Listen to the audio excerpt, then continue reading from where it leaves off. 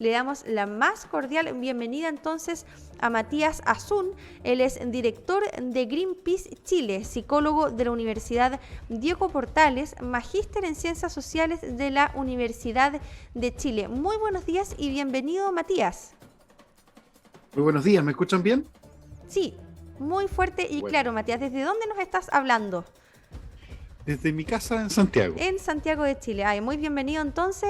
Acá te van a poder escuchar la comunidad penquista también, Matías. Eso soy Cuéntanos yo. sobre el hielo marino antártico que alcanzará a lo largo del 2022 la extensión más baja registrada por satélite en la historia. Esta situación, yo me imagino, agrava, ¿verdad?, la crisis climática y ya amenaza con nuestra calidad de vida, con la vida, no solamente la naturaleza, sino que tal vez la propia calidad de vida desde de nosotros. Cuéntanos cómo afecta esta extensión baja que se ha registrado del hielo marino antártico, Matías.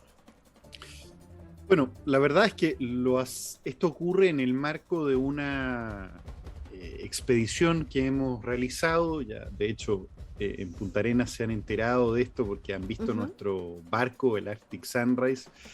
Se puede ver, Y- digamos, se puede visualizar claramente el cambio. Está en el puerto, Claro. claro. Pero me refiero al barco cuando va. Ujú. En ese contexto estamos. La realidad es que sin océanos se afecta la vida de todo el planeta. Sin océanos saludables se afecta la vida de todo el planeta. Océanos saludables suponen ecosistemas capaces de literalmente producir vida y por lo tanto también capturar carbono en una situación de equilibrio. Si los océanos dejan de funcionar de manera eficiente, de la forma en la que han venido funcionando, la Tierra literalmente cambiaría respecto de cómo la conocemos. Y la contaminación, la crisis climática y otras situaciones han empezado a afectar de manera sustantiva distintos ecosistemas. En el caso de la Antártida, lo que hemos visto es, comparado con el año 2017, Ya. los 2.1 millones de kilómetros cuadrados de hielo que habían, hoy están diagnosticados en 1.98. Es decir, hay una pérdida de alrededor del 10% de la masa de hielo disponible, del área en realidad de hielo disponible sobre ese territorio. Y esto es, desde que se comenzó a medir, una de las cifras más bajas históricas a nivel planetario. Lo que quiere decir que no solo el Ártico y los glaciares se están derritiendo, sino también esta zona en particular en el planeta. Eso supone una afectación mucho más grande que la mera pérdida de hielo. Supone una afectación respecto de las especies que habitan en la zona y por lo tanto de los equilibrios ecológicos que hay en el área, Ujú. y al mismo tiempo una afectación de los océanos específicamente en la zona, pero además en todo el planeta. Por lo tanto, lo que estamos atestiguando es una señal más de la gravísima crisis ecológica y climática que estamos viviendo a nivel planetario, por Esto, acción del hombre. esto es cuestión también de matemática, Matías, porque si se derrite el hielo, sube el nivel del mar, ¿es verdad? Y esto Sí. también podría afectar a las zonas costeras que también han señalado desde organismos internacionales son las más propensas a sufrir los primeros cambios valga la redundancia, el cambio climático. ¿Cuáles son las zonas que se podrían ver más afectadas rápidamente por estos cambios en el océano y desequilibrios Bueno, en el océano más bien? fundamentalmente áreas en la misma, a ver, si se pierden los equilibrios Ujú. de los ecosistemas marinos antárticos, básicamente lo que vamos a ver es una disminución de la disponibilidad de krill, que es la proteína esencial en los océanos, ¿no? Ujú.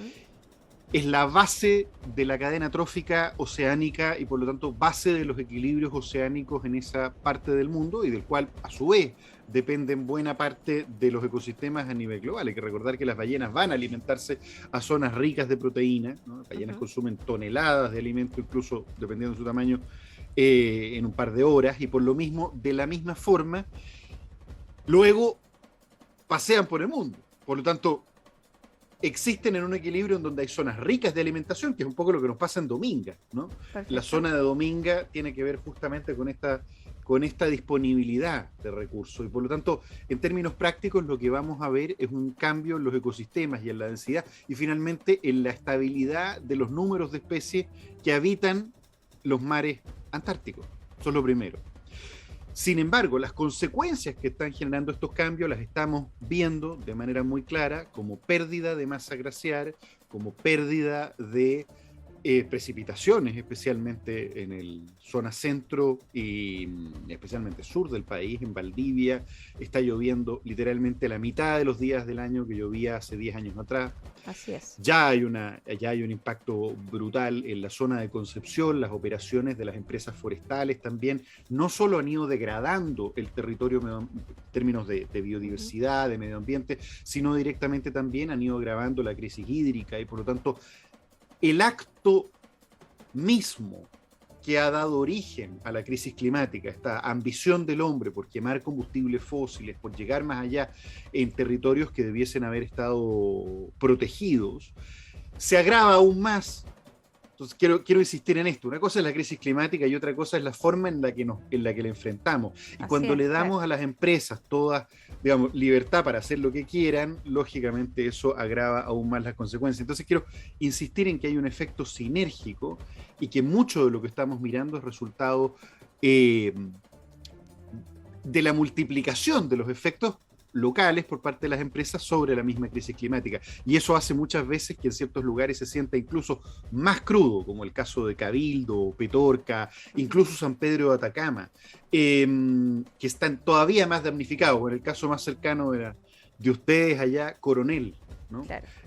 Zonas que están arrasadas literalmente, no solo por la crisis climática, sino directamente por los efectos que tiene multiplicatorios, la contaminación ambiental y el trabajo. Entonces, lo estamos mirando en todo el planeta y lo estamos viviendo de distintas maneras, justamente como parte de esta ambición humana por seguir creciendo y generando riqueza sobre la base de la destrucción del medio ambiente. Bueno, y justamente, Matías, contarte que desde Buena Costumbre siempre tenemos sondeo de opinión, así que tú igual puedes acudir ahí al Facebook Live a votar sobre el proyecto Los Rulos que se acaba de aprobar en el Consejo de Ministros el día de ayer para poder ejecutarse en la comuna de Limache. Esto es una termoeléctrica, así que esto también ha generado gran controversia porque se supone que debe haber un cambio, ¿verdad?, de nueva matriz energética que sea más sustentable. Pero yo, aprovechando que te tenemos aquí, Matías, el director de Greenpeace Chile, cuéntanos sobre los glaciares. El 2005, ya larga data desde que la ley de glaciares, ¿verdad?, surge como una iniciativa desde la premisa del primer gobierno de Michelle Bachelet, donde presentó la necesidad inicial de una ley para proteger a los glaciares. Ustedes también fueron pioneros, ¿verdad?, en llevar estas prerrogativas hacia adelante. Cuéntanos cómo está eso hoy en día.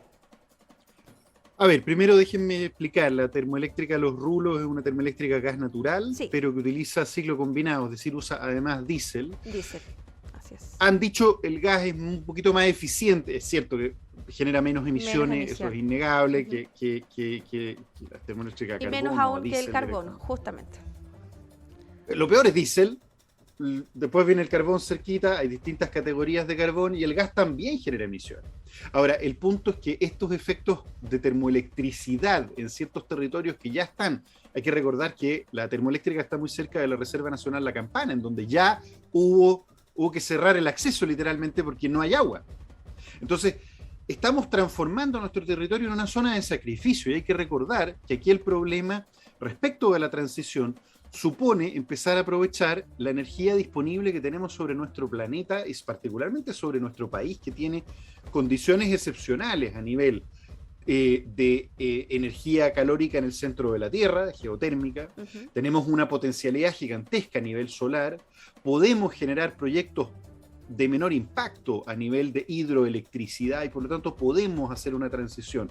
De lo que se trata es de empezar a aumentar los costos y la ambición, por lo tanto, ambiental, socioambiental que puede haber detrás de los proyectos. Entonces, en el fondo el problema central con la termoeléctrica Los Rulos es que sigue incrementando el sacrificio de una zona que estamos literalmente transformando en un desierto, como es Limache. Así es. Y ese es el problema. Entonces hay que explicarlo desde ese punto de vista. Por eso que es tan amplio el rechazo. Incluso sectores del propio sector político del presidente han señalado que es una barbaridad que un proyecto como este se implemente. El rechazo es transversal políticamente, no tiene que ver con una posición u otra. Situaciones como estas son las que se expresan también cuando se trata de glaciares, para responder tu pregunta. Nosotros participamos en las campañas iniciales respecto del segundo o tercer proyecto de ley que finalmente se elaboró, pero hay que recordar que en ese momento el ministro Badenier y el gobierno de Michelle Bachelet literalmente transformaron un proyecto de ley de glaciares, de protección de glaciares, en un proyecto de convivencia de glaciares con mineras. Y ese proyecto finalmente terminaba diciendo: todos los glaciares quedan protegidos, salvo que las empresas mineras tengan problemas con sus propiedades mineras, en cuyo caso podrán recurrir a tribunales. Entonces era una ley que decía: usted no le puede pegar a su hijo, pero si usted quiere pegarle a sus hijos, usted puede intentar que le den un permiso en tribunales sobre la base de que su hijo es su propiedad. Ese era más o menos el problema. ¿Cuál es la y relación? Hay 24.000 glaciares. Entonces, ¿cuál es la relación, Matías, entre las mineras y los glaciares? Chile tiene 24.000 glaciares. Chile tiene 24.000 glaciares sobre su superficie, que equivalen también a 24.000 kilómetros cuadrados sobre glaciar. Sobre territorio nacional, de área glaciar. De esos glaciares, alrededor de 8.000 o 9.000 kilómetros están protegidos dentro de parques nacionales, donde, por cierto, también se pueden realizar operaciones mineras, pero es un poquito más complejo. El resto de los glaciares, especialmente desde la zona de Aysén hacia arriba, están fuera de parques nacionales. La gran mayoría de los glaciares están fuera de parques nacionales. Es más, la cantidad total de kilómetros cuadrados que hay en las regiones de Aysén y de Punta Arenas que están fuera de parques nacionales, pero sobre terreno especialmente montañoso, es todavía mayor. Por lo tanto, la protección que actualmente tenemos para los glaciares es insuficiente. Y hay que recordar que dentro de los Andes, el cordón montañoso de los Andes, todo lo que no es parque nacional, en general, está bajo concesión minera. Por lo tanto, el grueso de nuestros glaciares, y específicamente el grueso de nuestros glaciares que están ubicados en las nacientes de las cuencas y que con sus deshielos aumentan los flujos hídricos, muchas veces literalmente son el único origen de agua en las nacientes de las cuencas durante periodos de sequía, que por crisis climática son cada vez menos, están localizados, especialmente glaciares de roca, glaciares que es como barro congelado, si lo pudiésemos decir de esa manera, barro congelado milenario. Esos glaciares, al derretirse, que además son más resistentes a los rayos UV y a las ondas calóricas del sol, aportan agua durante periodos estivales. Y esto sí es una situación bien específica, porque significa que buena parte de nuestros glaciares están hoy en zonas de explotación o de concesión minera. Perfecto. Y hay que recordar que históricamente en nuestro país las operaciones mineras han tenido problemas, porque los glaciares, por definición, son ríos de agua congelada, lo que significa que cuando se produce un rasgo minero, ese glaciar, por condiciones propias de la física, de las uniones moleculares del agua dentro del glaciar, empieza a moverse gravitacionalmente hacia el rasgo, lo que significa un riesgo para la operación minera y los trabajadores. Y por lo tanto, dentro de nuestra historia, ha sido muy habitual que las operaciones mineras remuevan hielo glaciar y desequen humedales de montaña, remuevan campos de nieve. Lo hemos visto con las operaciones mineras en la zona de Atacama, en la zona de Antofagasta, en donde literalmente para extraer agua, además, se han desecado humedales de alta montaña de manera frecuente. Entonces, eso afecta finalmente a las nacientes de las cuencas y a su vez la disponibilidad de agua para comunidades que muchas veces cuentan con, de por sí, por la zona en la que viven, muy poca agua. Perfecto, Matías Azun, director de Greenpeace, psicólogo de la Universidad Diego Portales, magíster en Ciencias Sociales y Universidad de Chile. Por lo tanto, lo que yo concluyo acá es que la ley de protección de glaciares sigue siendo todavía insuficiente, Matías. No tenemos. Claro. No hay. No hay y no ha habido voluntad de los últimos gobiernos en legislar al respecto. Y la propuesta, de ley era insuficiente, justamente por esta relación que condicionaba la protección, dándole un privilegio también o una mayor potestad a las mineras. Esto sigue siendo, por lo tanto, una demanda, Matías, así que una reflexión de algunos últimos segunditos, porque ya nos pasamos en los minutos, Matías, para poder despedirte. Muchas gracias, Matías. Muchas gracias a usted. Que estés muy bien. Hasta luego. Muchas gracias.